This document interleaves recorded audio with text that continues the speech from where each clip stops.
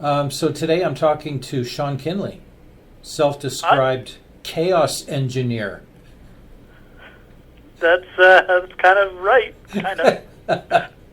He's an improv teacher who's spent much of his career teaching at Loose Moose and bringing the teachings of the Loose Moose Improv Theater around the world, and that's kind of what starts this story off. I guess, what were you in Finland when COVID-19 started getting really serious? Oh no, I think I was probably in Portugal at the time. Just as background, I do like these 3 month tours around the world teaching improvisation, Right. and I was in the States, and really hadn't hit there. But just as I was leaving, it hit Boston as I was flying out of that airport. So I arrived in Portugal or in Spain, and then to Portugal, and then Finland, and all along the way it was just getting worse and worse and worse. And by the time I got to Finland, everything was shutting down, and I was supposed to go to Italy, and of course we know what happened there. Right. So it was a pretty amazing thing. I think I lost about a third of the tour that I had planned. Right. But really, that's nothing compared to what some people have lost. So Italy would have been the next step in the journey. Well, actually, Italy was going to come before Finland. They lost two teachers, three American teachers who said they wouldn't go to Italy, and this was before Rome had really any problems. And they knew I was in Portugal at the time, and they said, last minute, could you fly over to Rome and do this festival that we have? And I Right. said, no problem. So they went and bought all the tickets, and everything was planned. And sure enough, 36 hours later, the government made everything more than 5 people gathering illegal, and their festival got shut down. Wow. Yeah. Okay, so here you are in Finland. Did you get a chance to do what you intended to do there before things started getting locked down? Yeah, I had 2 workshops set up. One was a week-long workshop with some professional actors, and another one was a 2-day workshop with some improvisers. The 2-day workshop got shut down, and in the middle of everything happening, I was doing the 5-day workshop, and it was great. I mean, everybody was strongly connected, and the stories coming out were amazing. They're in the middle of their school testing period, Right. and they were all a bit worried because a lot of them are parents themselves, and they were saying that if anybody in their family contracted the virus or even had to stay in quarantine, that means their kids wouldn't be able to take their tests, and they would have lost the entire year of their schooling. Oh, wow. Yeah, so they were all worried. So here you are in Finland. You're just getting ready to wrap up. You're realizing that things are starting to get restricted. Go through the thought process of how you think you're going to get home. Well, day by day, little things were happening, and I sat there as a passenger in the audience of the pandemic, watching as airports were closed down one by one. My workshops were being shut down, and festivals were being shut down. Every day I woke up thinking maybe I should just cancel it, but it really didn't feel. I mean, I think a lot of people have this idea that we're invincible until it's right on our toes. Right. And so I was fine really up until I had maybe 2 workshops left, and I thought, okay, this is starting to become real. Right. And I heard from the Canadian government that it was a pretty dire kind of warning the way they said it. Get back to Canada or else. Yeah.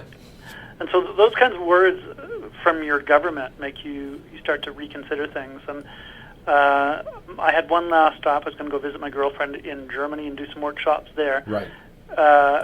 And as I landed, things got shut down even more, saying Canada was going to close down their airports to international flights except for 4. And at the time, I didn't know Calgary was one of them. That's where I would fly into. And so I thought, well, I can fly back a month early, or I can stay here in Germany and just see how it goes. But it was starting to really creep up, like thousands of people getting infected every day. And I thought, yeah. Like, if I remember correctly, Germany was one of the heavier hit. Not quite as bad as Italy, At least Yeah, not in the beginning, but it was really starting to ramp up there too, hey? that's right. I was in there when it was getting up to the thousands per day. And the weird thing about that is, you can't tell how statistics are being collected. Right. But Germany's death rate was extremely low compared to all the other countries. And so there's some hope there, or some kind of blind belief that the lies or the calculations were going to protect me. Mm-hmm. But I contacted WestJet and I said, look, I don't want to fly out of Paris because that's where my flight was going to go back to Calgary, because France was one of the big hit ones too. And they were pretty good about it, and they said, no problem, we'll cancel your flight. And I went to the Air Canada flight, and of course they'd raised the cost of their flights from the day before. Of course, Air Canada wasn't being very helpful, so I just took that flight for whatever cost it was, and said to my girlfriend, that was it. We're going to have to wait a few months before we can see each other again. Right. And then it was what's going to be like getting through all the airports. And getting into Frankfurt was an amazing experience because I've been there so many times before. And Yeah. there's always the crowds. And here you could run down the middle of the airport. I think I wrote, with your pants off. And nobody would notice. Yeah, that was hilarious. It looked like a ghost town. It was so crazy. I mean, the sounds of a place that are usually buzzing with different languages and people running to catch their planes was silent, not even the people cleaning. And you turn down one hallway and you find 16, 17, 18 people who are supposed to be working sitting on their phones and just looking at the sky, knowing that this is the end for them. They weren't going to have work in a couple of days. Right. The international flight shut down. So you ended up flying out of Frankfurt, but where did you start from in Germany? Well, that was where I started from. Okay. Because I got the first flight out, and it was a direct flight. But Right. the long road to get there was back to Finland and trying to get flights, having to cancel them, getting into Riga International Airport, and seeing all the people in the masks doing the tests on people. And interestingly, like, the small airport was the strongest in testing people. Yeah. So any other airport I got to, there were no tests being done. And when I finally got to the Canadian airport, it was handing us a couple pieces of paper and just saying, well, get to your house in the fastest way possible. Right. And quarantine yourself for 2 weeks. Right.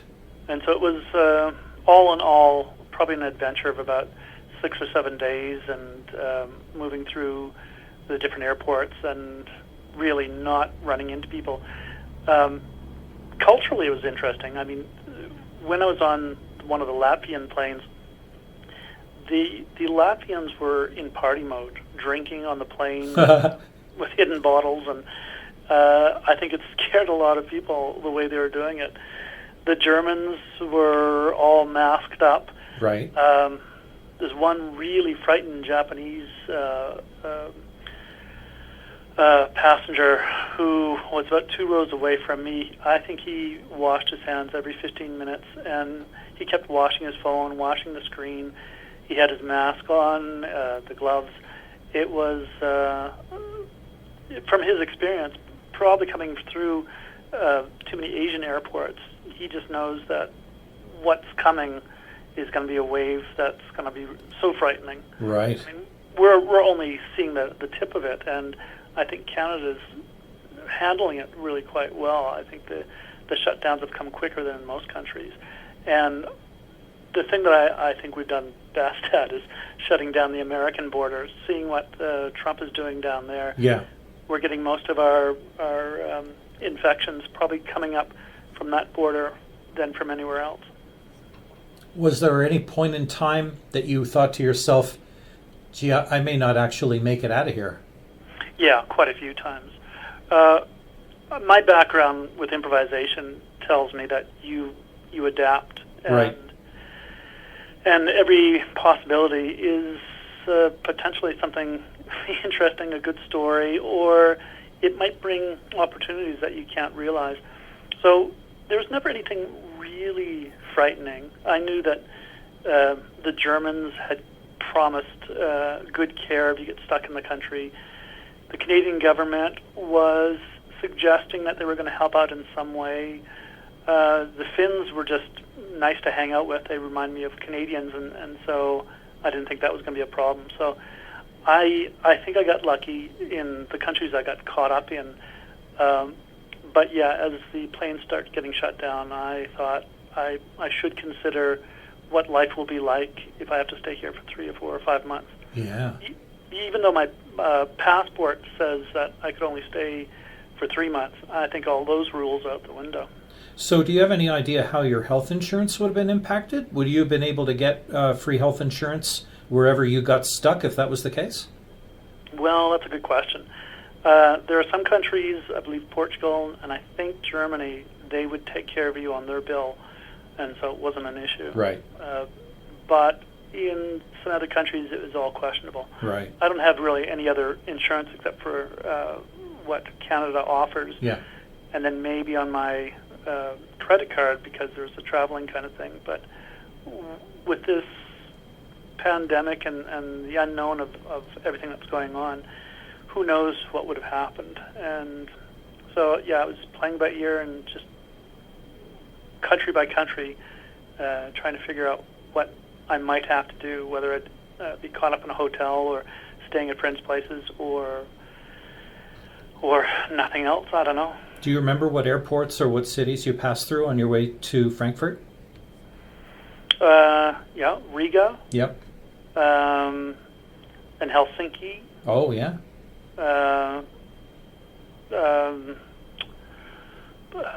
Lisbon and Barcelona. Right. Yeah. Right. And that was nice getting out of Spain. I really like Spain, but there's a party attitude in some countries that make you think they're going to pay for it in the end. And Yeah.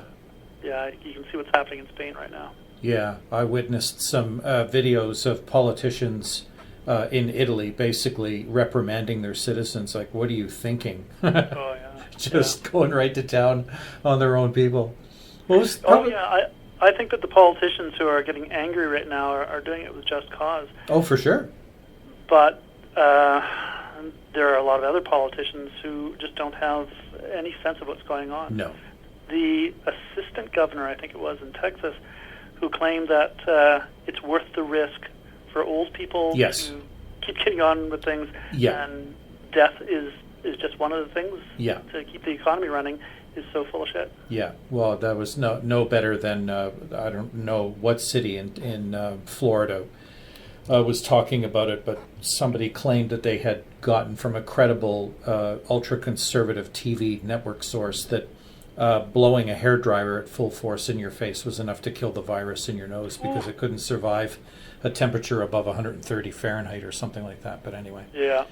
Yeah. What was the most bizarre thing you remember witnessing on this journey home? Oh, jeez. It's really a hard thing to say because everything from Seemed bizarre and surreal. Yeah, the news reports that were coming out to the lack of the thousands of people in the streets where you'd normally hang out being empty. I would say it was the total picture. The feeling that I've seen this before, and you've seen it in movies where it's the opening of a zombie apocalypse. It's the news broadcast that you look at, and as you're listening to, you're thinking, that seems kind of credible, but we'll never see that in our lifetime. Yeah. I actually ended up in a couple of conversations with friends of mine who said, by the way, do yourself a favor, do not watch the movie Contagion. Because it is ultra realistic and it's really predicting what could go south if things get completely out of control. Yeah, and I think it was that movie actually, as I was traveling around, I kept hearing that it was one of the most watched movies on Netflix. No doubt. Yeah. Were there any this has restored my belief in humanity moments along the trip? Yeah. People taking care of each other, giving each other food, Yeah. giving each other drinks. Yeah. There was a man who was sitting alone who looked like he'd missed a flight. He didn't know what to do. And another woman came up and gave him a bottle of water. But you can also see this weird tentativeness, too. They do it Yes. with their arms stretched out so their bodies Yes. aren't too close to each other. Yeah. So it's... They want to help, but they're afraid, too. Yeah, it's a desperate kind of desire to cling to humanity, but also a fear of what's actually there, what's actually going on. Mm-hmm. Yeah. How many people were on your flight back to Canada? Well, that was a surprising thing, too.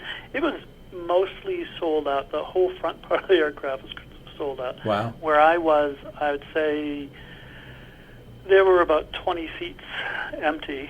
Wow. And, yeah, so I'm pretty sure it's these last flights. They want to get everybody as on as possible. And now they're starting to get empty because there's nobody left to travel except these people in Peru and Madagascar Right. and everywhere else. Yeah. So now what? You've obviously self-quarantined as soon as you got back. Yep. And how are you going to teach improv from your house? Well, I've got my first class tonight online, which will be interesting. Nice. Improvisation is typically an adaptive thing, so we're going to adapt and see what we can create from it. I'll bet you it's going to be fun. Yeah, I hope so. And you know, it's a weird thing. I was just at a little Zoom meeting with Alberta Arts and Education with about 20 artists and artistic directors. And a lot of them are talking about how we're going to go forward and how we're going to make our upcoming plays work and our music work. And I think there's a lot of mistake in the idea that they won't be able to make the technology work for them. Instead of saying we have to figure out what's usable, what's out there in technology, Mm-hmm. and change our presentation at the moment. We've got to figure out what's possible and then be creative and then create within the confines of what's available. Yeah. So that's where my path is going right now, and I do think that there's many possibilities. In the improvisation world, there's already been an online improvisation festival. There've been a lot of Keith Johnstone formats being played in different parts of the world and different workshops. I don't think it'll ever be as successful as a regular theater show because there's something about live improvisation that just doesn't read from a recorded kind of session. Exactly. But you've also seen, like in the past, that disasters and these kinds of situations push technology. So I think in the next little while we're going to see a leap in how technology is evolving because of this pandemic. That's awesome. Yeah. Yeah, it's definitely going to push people into exploring options they've never explored before. Yeah. Yeah. And I do think, like what you said too about the humanity. I think the humanity is coming out in so many ways. To see the people in Wuhan and Italy on the balconies singing, and even over here, I ran across the street because some kids had built a snowman, and I put on little arms with rubber gloves and a face mask on it, and I saw them come outside, quite amazed that their snowman had gone off and gathered up these things. So I think little things like that we're doing for each other just to create some magic, some connection, some reality. And some of my workshops coming up, I won't be charging any regular fee for a lot of them. It's going to be a pay what you can. And for people, cool. the people who are going to be doing workshops, like because it'll be an international crowd Yeah. from Italy and different places like that, of course, there won't be any charge. I've got a lot of friends who want to get something artistic going because all they do is talk about the body bags and about Yeah. like in Milan and places. So I feel much better to offer pre-workshops than to say, hey, look, I can make some money off this because you're home and you need some entertainment. And that would be a cheap and horrible way to go in the way that I think some governments are looking. The economy can't come first. The people have to come first. Absolutely. Yeah, and if we're lucky, this situation will cause maybe a change in our values and our reality. Instead of saying that growth is based on economy. Maybe growth can be based on something else, on the spirit of how we connect to each other. If you look at places like Sweden, they're going to have less of a difficult time because they have a situation where even if you're out of work, and this is not because of the pandemic, they've had this for years, you're still going to get paid. So you get paid for just being a human being. And at first they saw the system abused a little bit, and they still see some abuse. But they have a happier system because people now work for pleasure, work for inspiration. They don't work for the desperation of being able to pay the bills. So maybe there'll be more of that coming up. Yeah. And I don't know if you saw what I put on Facebook yesterday, but I saw an opportunity. I put the challenge out to my friends and whoever else reads my Facebook feed to just create something for the people that are stuck in their homes consuming all this online content, getting bored out of their minds. Maybe you can try being a creator yourself and try, producing some kind of output that's been sitting in your head, in your soul, that's been aching to get out. And now's your perfect opportunity to do it, because, what else do you have to do? Mm-hmm. Well, fingers crossed that people are going to do that. I think for too long, the average person has thought that they're not creative because they aren't the so-called artists. But exactly. We're all artists. Yeah, exactly. Yeah, absolutely. Yeah. Well, Shawn, it was absolutely awesome talking to you about your adventure. Oh, thank you. Good luck with your online course. It's tonight, right? Yeah, it's tonight. This is the 25th of March. Yeah, it was great to talk to you. Thanks for sharing your story, and we'll chat with you soon. Thanks a lot. Good luck to you and everyone else. Thank you.